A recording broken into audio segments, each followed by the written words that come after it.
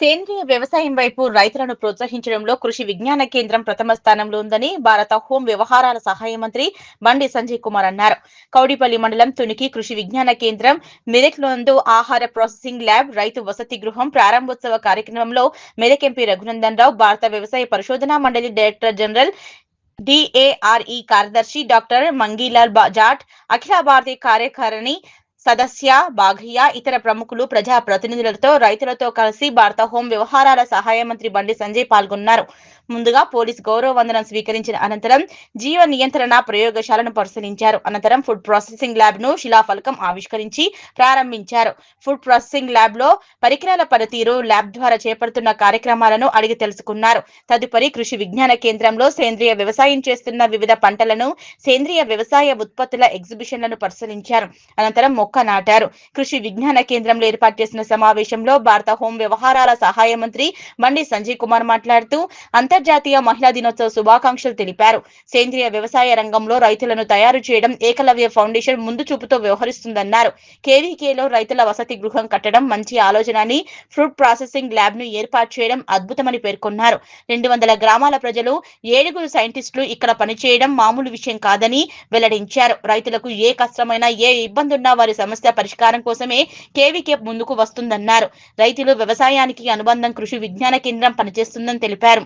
డ్రోన్ల ద్వారా సాంకేతిక పరిజ్ఞానాన్ని అందిపుచ్చుకుందన్నారు. రైతుల కోసం అనేక సంక్షేమ కార్యక్రమాలను కేంద్ర ప్రభుత్వం ప్రవేశపెడుతుందన్నారు. దేశవ్యాప్తంగా సేంద్రియ వ్యవసాయం వైపు రైతులు మొగ్గు చూపాలని ఈ సందర్భంగా వెల్లడించారు. రైతు ఆదాయాన్ని రెట్టింపు చేసి మోదీ కల నెరవేరుతుందన్నారు.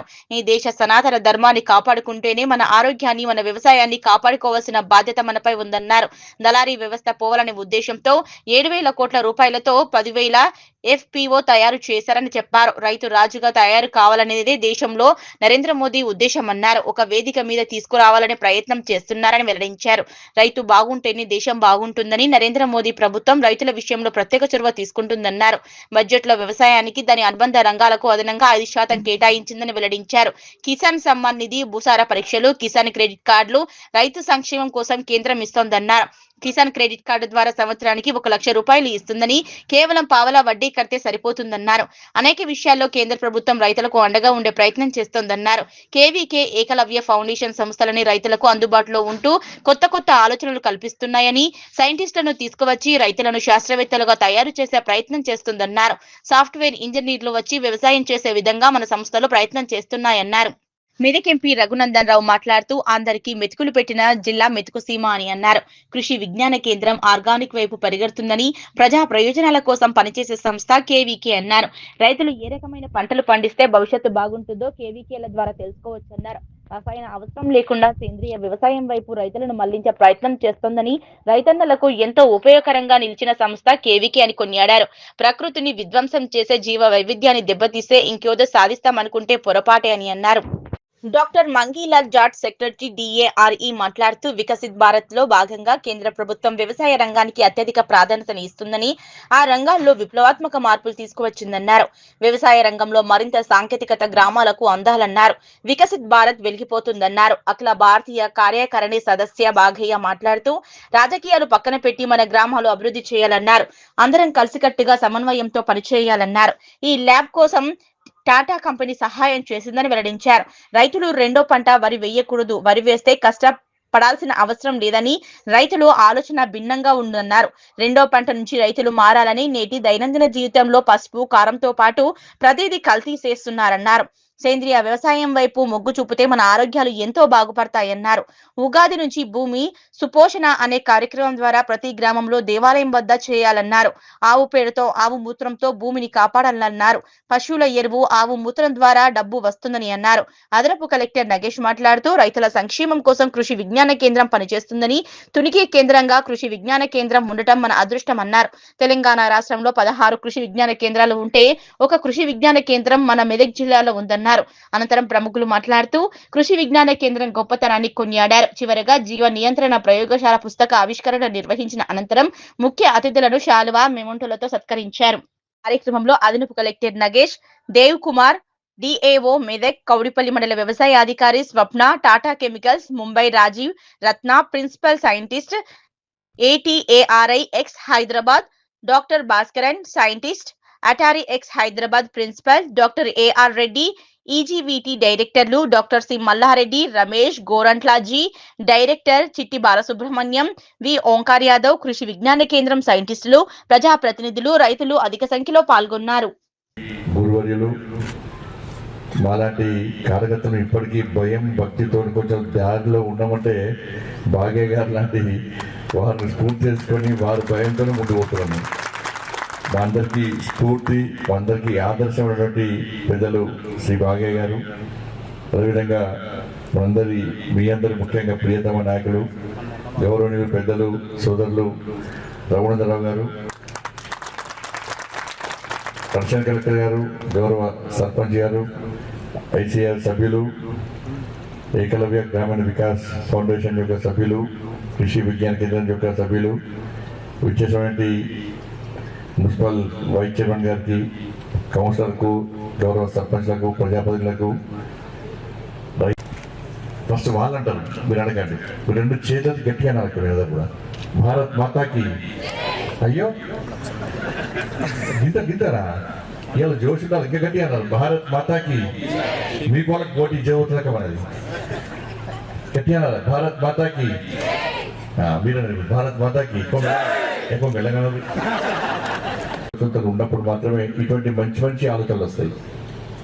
దేశంలో అనేక సంస్థలు ఉన్నాయి, అనేక ఆర్గనైజేషన్స్ ఉన్నాయి, అన్నీ కూడా ఏదో ఒక సేవ చేస్తున్నారు.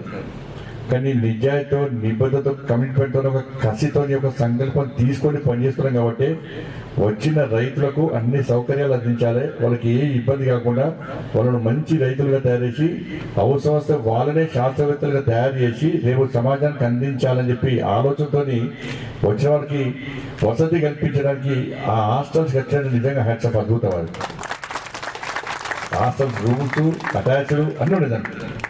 కార్పొరేట్ హాస్టల్లో మైమనిపించే విధంగా హాస్టల్స్ ఉన్నాయి. అలా ఫుడ్ ప్రాసెసింగ్ నుండి పోయినాం మేము, ల్యాబ్ పోయినాం మేము. పోతే కూడా అక్కడ డ్వాక్రా గ్రూప్ మహిళలకు కానీ అందరు కూడా ట్రైనింగ్ ఇచ్చి ఇవాళ ఈ ఆలోచన పంటల యొక్క విలువ పెంచడము, పంట వచ్చే వాటి నుంచి ఏ విధంగా ఉత్పత్తులు తయారు చేసి మనం మార్కెట్లో మంచి అందమైన ప్యాకింగ్ చేసి మార్కెట్లో ఈ పోటీ ప్రపంచంలో పోటీ తట్టుకొని ముందుకు పోయే విధంగా ఉండాలని చెప్పి ఆలోచనతో అనేక మందికి శిక్షణ ఇవ్వడానికి కూడా ఇలా ఫుడ్ ప్రాసెసింగ్ ల్యాబ్ కూడా ఏర్పాటు చేసుకోవడం నిజంగా చాలా అద్భుతం, చాలా సంతోషం కూడా. అధ్యక్షులు పూజ్యులు గౌరవనీయులు బాగయ్య గారు తన జీవితాన్ని దేశం కోసం అంకితం చేయడమే కాకుండా మారుతున్నటువంటి వాతావరణ పరిస్థితులు, మారుతున్నటువంటి ఎకలాజికల్ ఇంబ్యాలెన్స్ని దృష్టిలో పెట్టుకొని, భావి భారతావని అవసరాన్ని దృష్టిలో పెట్టుకొని రైతన్నలు ఏ రకమైనటువంటి పంటలు పండిస్తే భవిష్యత్తుకు ఉపయోగకరంగా ఉంటుంది, రసాయనాలు అవసరం లేకుండా సేంద్రియ వ్యవసాయం వైపు రైతుల్ని ఏ రకంగా ట్రైన్ చేయాలనేటువంటి ఒక మంచి లక్ష్యంతో రాష్ట్రంలో ఉన్నటువంటి అన్ని కేవీకే లోపల ప్రథమ స్థానంలో నిలుస్తూ రైతన్నలకి ఎంతో ఉపయోగకరంగా నిలిచినటువంటి ఈ సంస్థని వారు తన జీవితాన్ని త్యాగం చేసి కొనసాగిస్తున్నందుకు మరొకసారి పెద్దలు బాగయ్య గారిని ఈ సందర్భంగా అభినందిస్తూ, ఇంకా సైన్స్ టీచర్గా నేను చాలాసార్లు చెప్తా ఉంటాను, ఎకలాజికల్ ఇంబ్యాలెన్స్, ప్రకృతిని విధ్వంసం చేసి మనం ఇంకేదో సాధిస్తాం అనుకుంటే 1916లో టిఆర్ మాల్తూస్ అనే ఒక ఎడ్యుకేషనిస్ట్ చెప్తాడు, మీరు ఎట్లా ఎకలాజికల్ ఇంబ్యాలెన్స్ చేస్తే, మీరు ఎట్లా భూమికి బరువు అయితే ఆ భూమి తనను తాను రక్షించుకోవడానికి సునామీలు, వాల్కెనోలు, బ్లాస్ట్స్ రకరకాలైనటువంటి కొత్తవి కనుగొని తనకు భారం అవుతున్నటువంటి జనాభాని తానే తగ్గించుకుంటుంది అని 1916లో టిఆర్ మాల్తూస్ అనే ఒక రష్యన్ ఎడ్యుకేషనిస్ట్ చెప్తాడు. కుమార్ గారు డైరెక్టర్ ఐసీఆర్ గారు, వినోద్ కుమార్ సింగ్ గారు, షేక్ అండ్ మీరా గారు డైరెక్టర్ గారు, రైతులలో ఉత్సాహాన్ని నింపి చప్పట్ల ద్వారా ఈ కార్యక్రమాన్ని ముందుకు తీసుకెళ్లినటువంటి మీరా గారు, తారా సత్యవతి గారు డైరెక్టర్ ఐసీఆర్ గారు, సుందరం గారు డైరెక్టర్ ఐసీఆర్ గారు, జిల్లా అదనపు కలెక్టర్ నగేష్ గారు, చైర్మన్ ఈజీబీఎఫ్ వెంకటేశ్వరరావు గారు, సెక్రటరీ ఈజీబీఎఫ్ శ్రీరామ్ చంద్రమూర్తి గారు. ముఖ్యంగా అంతర్జాతీయ మహిళా దినోత్సవాన్ని ఈరోజు జరుపుకుంటున్న సందర్భంగా స్థానికమైన తునికి సర్పంచ్ సోదరి ధనలక్ష్మి గారికి, వేదిక ముందున్నటువంటి మహిళా రైతులందరికీ కూడా, అదేవిధంగా వేదిక మీద ఉన్నటువంటి CSR Indian institute of chemical technology Srinivas Reddy గారికి, వేదిక ముందున్నటువంటి గౌరవ ప్రజాప్రతినిధులు, మన కార్యక్రమంలో పెద్దలందరూ పాల్గొన్నారు. మన గ్రామ సర్పంచ్తో పాటుగా మాతృమూర్తులు అందరికీ నా వినయపూర్వక నమస్కారాలు. ఇలా కార్యక్రమం ఏమి కష్టం ఉంది, ఎట్లా నష్టపోతున్నాము, ఎట్లా బాగుపడాలో మనందరికీ తెలుసు. కానీ మనందరం కలిసి పనిచేయాలి, మనందరి బాధ్యత అది. అలా మనందరితో కలిసి పనిచేయడానికి ఇప్పుడు ఇక్కడ మన పెద్దలు 3 FPOలు ఉన్నాయి. వారు నిలబడి నేను పరిచయం చేస్తాను. శ్రీ శ్యామ్ సుందర్జీ చైర్మన్ గారు, ఈ FPO के चेयरमैन है. डायरेक्टर श्री नरेंद्र जी, हाँ ये तोगड़ा ही गाँव में. मसूद रेड्डी जी उनको सहायता करते, रिटायर्ड इंजीनियर है और हारेस्ट ऑफिसर है जीवन में. नस्कल FPO కూర్చొని పేరు చైర్మన్ శ్రీ లక్ష్మణ్ గౌడ్ రైట్ వచ్చారు బాబు. తర్వాత డైరెక్టర్ శ్రీ వెంకట్జీ నమస్తే.